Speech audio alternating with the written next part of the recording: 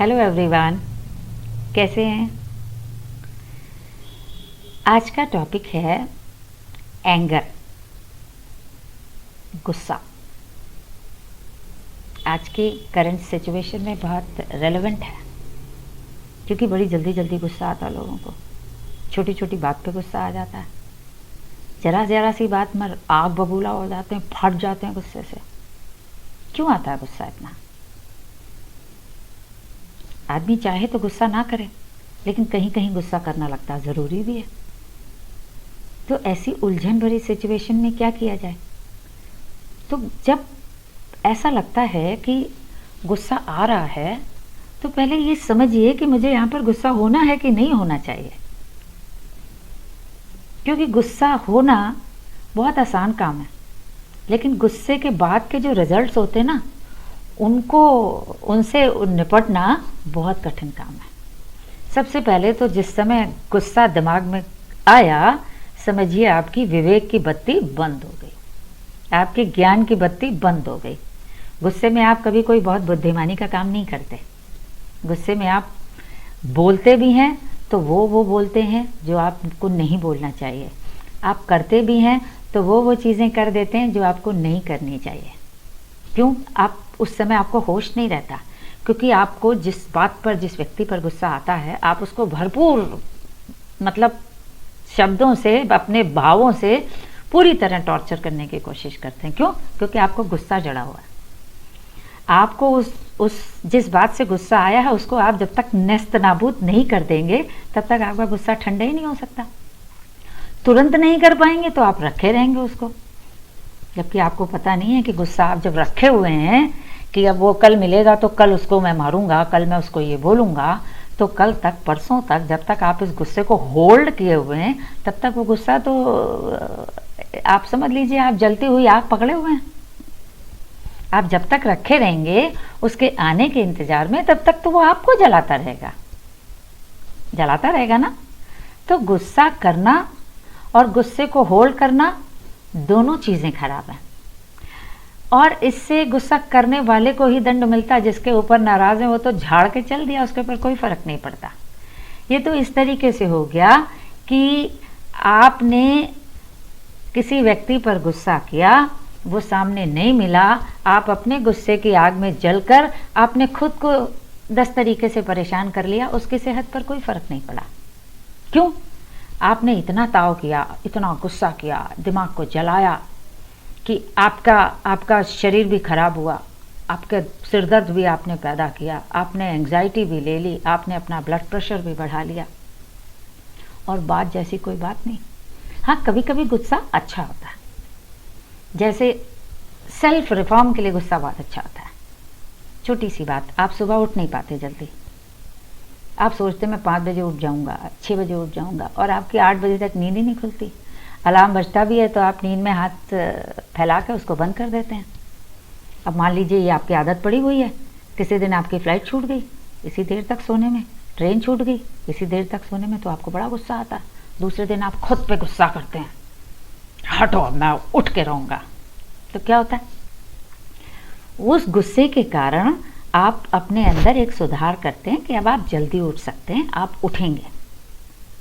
कभी कभी माँ बाप बच्चों पे गुस्सा कर देते हैं, उसको एक अच्छी बात सिखाने के लिए, जबकि वो मन में उनके गुस्सा नहीं होता, लेकिन बच्चे पर उनको गुस्सा दिखाना होता है, ताकि बच्चे को लगे हाँ हमारे पेरेंट्स हमसे नाराज़ हैं। वो भी गुस्से के पीछे बच्चों का सुधार ही होता है, तो वो गुस्सा करना भी अच्छा है। कभी कभी आप देखिए, आप रामचरितमानस में, गीता में आप देखिए, भगवान राम ने भी क्रोध किया है, भगवान कृष्ण ने भी क्रोध किया है, लेकिन एक अच्छे कारण के लिए। राक्षसों का, दुष्टों का, बुरी कामों का, बुरे लोगों का, अत्याचारियों का विनाश करने के लिए उन्होंने क्रोध किया। तो क्रोध आना इतनी खराब बात नहीं है, जितना क्रोध को पकड़ के रखना और उन कारणों पर क्रोध करना जिनसे आप स्वयं परेशान हो रहे हैं, उन कारणों पर आपके क्रोध का कोई असर नहीं पड़ रहा है। तो सबसे पहला काम ये करें कि एक बार जब आपको गुस्सा आया, तो रिएक्ट करने से पहले 10 सेकंड रुक जाए, केवल 10 सेकंड। लंबी सांस लें, मन में 10 तक गिनती गिन लें। आप देखेंगे 50% पारा तो आपका अपने आप इसी से नीचे आ गया। और अगर कोई और तेजी से गुस्सा आ रहा है तो 10 के बजाय आप 50 तक गिन लीजिए। आप देखेंगे आपके गुस्से का मरकरी लेवल एकदम नीचे आ गया। फिर आप विरोध दर्ज करें अपना, क्योंकि आपको बुरा लगा है तो आपको कहना तो पड़ेगा, मगर बहुत शांति से बड़े अच्छे शब्दों में आप अपनी बात को कहें। क्योंकि जब आप गुस्से में इमीडिएटली रिएक्ट करते हैं ना, तो आप वो कह जाते हैं जो आपको नहीं कहना चाहिए। और उसके बाद जब आपका गुस्सा शांत होता है तो आप अपने बोले गए उन शब्दों पर बहुत पछताते हैं। कई बार ऐसे शब्द रिश्ते तोड़ देते हैं, नौकरियां छूट जाती हैं, व्यापार खराब हो जाते हैं। तो गुस्से में बोले गए शब्दों के दुष्परिणाम तो बहुत खराब होते हैं। इसलिए कहा जाता है कि जब गुस्सा ज़्यादा आए तो बोलने से पहले थोड़ा सा अपने मन को शांत करके सोच लें कि हमें क्या बोलना है, कहाँ बोलना है और बोलना है कि नहीं बोलना है। कहा जाता है हड्डी तो टूटी हुई जुड़ सकती है, चाकू और तलवार के कटे हुए घाव तो भर सकते हैं, मगर ये जो गुस्से में ज़बान जो घाव देती है ना, ये नहीं भरते, ये ताउम्र ताज़े रहते हैं। इसलिए गुस्से में कोई भी प्रतिक्रिया देने से पहले अपने बुद्धि और अपने विवेक का इस्तेमाल करें। इस्तेमाल किस बात में करें? ये नहीं कि नहीं आप डर जाएं, आप कुछ बोलेंगे नहीं, क्योंकि हमने अपनी बुद्धि का इस्तेमाल कर लिया, गुस्सा ख़राब होता है तो हम गुस्सा नहीं करेंगे। गुस्सा करें, लेकिन गुस्से को भी बहुत सोच विचार कर, उसके परिणामों को ध्यान में रखकर तब आप रिएक्ट करें। तो आप देखेंगे कि आप सामने वाले को अपना क्रोध भी दिखा देंगे और आपकी बात भी नहीं बिगड़ने पाएगी।